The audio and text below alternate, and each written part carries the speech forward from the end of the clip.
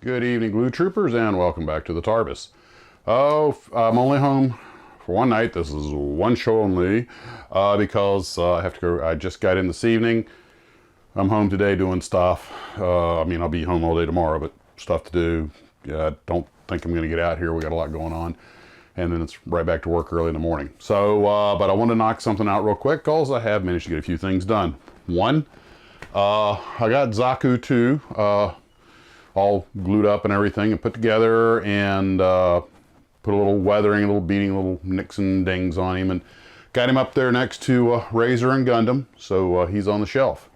And impressive little kit, and of course, as you know, I broke a couple of pieces, so I did have to use a little glue on it, but so goes things. And I'm not going to have a chance to get to the other models, although I did take a second to touch up the tail on the Supermarine. It looks like it is starting to lay down a little bit. I'm beating it into submission. And if another coat of the, I actually pressed it down my thumb and it kind of stayed, so I went ahead and put the Salva set on it, and actually the Micro Mark. And if that doesn't do it, then a couple folks, somebody had mentioned using acetone to soften it, so I might try that next. Not a big deal. And if that fails off, I'll just sand it off and touch it with paint. There's a box that showed up today, which is one reason I want to make sure I came out and did a video, and I'm going to get to that in just a second. But I want to talk about the Estes video for just a moment. First off, I found someone who did an excellent 9-minute video. He has some old footage he did in the 70s as a kid with his Center Rock, and he even developed the film himself, which is something I never dared do. So I'm going to put a link in that below. But about the Estes video, this has blown my mind. I only have about 13 videos that have gone beyond 100,000 views, not including the one that was pushing 1 million views that was taken down. That was on the P40 Pearl Harbor Boys. So I have those 2 P40s. I want to redo that with all my own material because someone put a copyright claim.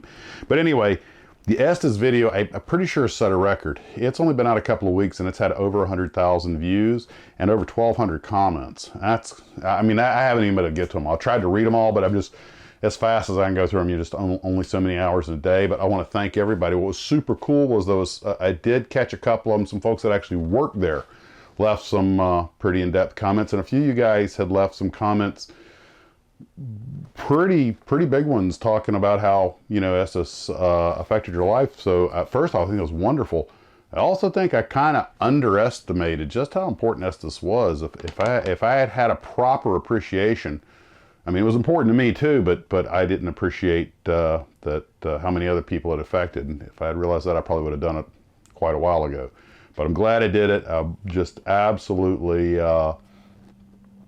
thrilled by the positive results. It got about 35 downvotes, which is probably also a record, but with that many views overall and comments and everything, I guess the ratio is about the same. So, you know, it's no problem. Hey, can't please everybody. Speaking of which, I'm sitting here I did get a chance to do a little taping and stuff. I'm working on some throwaway or one-shot or disposable rockets, whatever you want to call them. I almost bought the Red Max while I was at the hobby shop. I was like, nope, too much going on. But it's going to be a while before I get out and launch again, but I want to go out as soon as I can. Fly the RCs, and shooting the rockets makes for a great day. Excuse me, launching the rockets. So anyway, I just written those numbers down so I didn't forget them. Now, for the unboxing. This came all the way from Hawaii from Mr. Rains. And Mr. Rains, I want to thank you very much. So I popped it up when I was in the house. Let's take a look at it. I'll just sit on the floor here. And we have, nicely wrapped, a 1/72nd scale Hasegawa N1K2 George. Beautiful kit.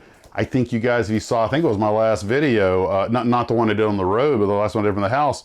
Kits like this from Hasegawa are running over $40 now. I still can't get past that. In fact, let's take a quick look at this. Oh, he claimed him a Corsair. Yeah, the George was bloody well no airplane to trifle with. Oh, these are taped. Let me just, of course, everything but an X-Acto knife nearby. Okay, you know what? We'll get back to that. And next, we have Frank Hasegawa 1/72nd scale. This is going to be a Nice collection, 1/72 scale Japanese aircraft.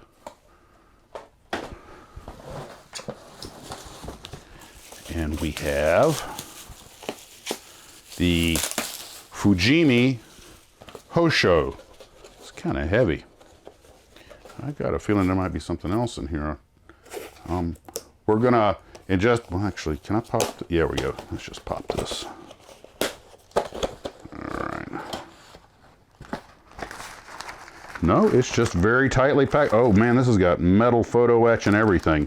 This is gonna be delicate build. Take my time on that one because these, you know, Japanese aircraft carriers have all that structure in them, and that's going to be a challenge, but I look forward to it. One thing I learned with my few ships I've done is when you've got the photo etch brass, build the ship, then paint it. Don't try to pre-paint stuff. Just, I had trouble getting, even with the CA glue, getting it to adhere to the paint. It kind of messed it up. Unless you guys have a better technique, let me know. We have the 1/72 scale Academy JU 87G1 Stuka tank buster.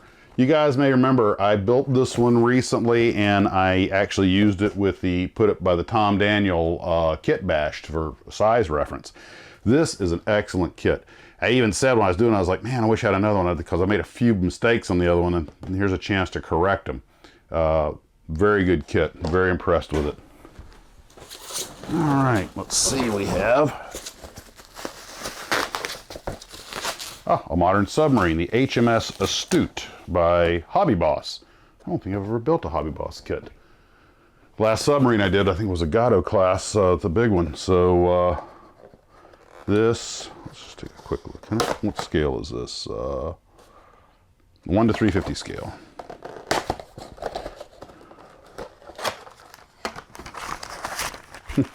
Kind of typical of a modern submarine. It's kind of the opposite of the aircraft carrier. It's pretty straightforward. That might make a fun day build. And I need a submarine for my collection. It's going to look good. And we have a Tojo. I believe this is 1/72 scale, and another Hasegawa kit.